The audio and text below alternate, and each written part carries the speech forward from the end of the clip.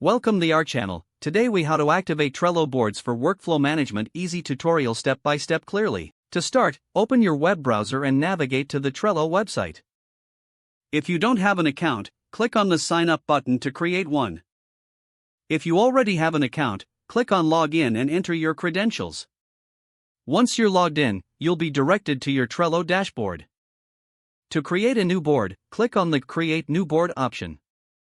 Choose a name for your board that reflects the project or workflow you want to manage. Select a background color or image for your board to personalize it. Next, decide whether you want the board to be public, private, or visible to teams.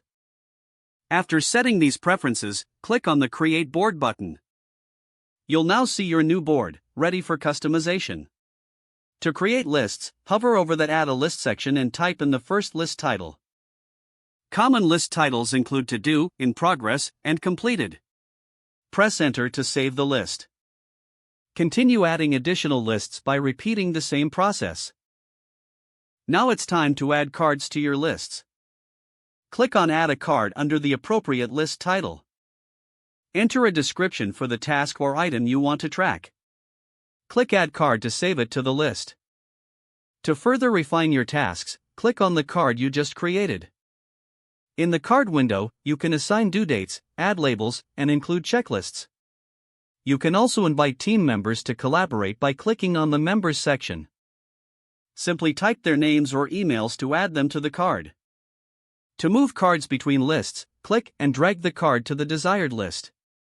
This helps visualize the workflow as tasks progress.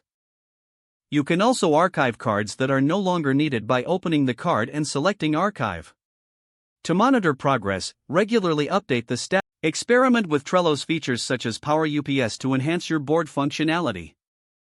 Power UPS can integrate your board with other tools you may be using.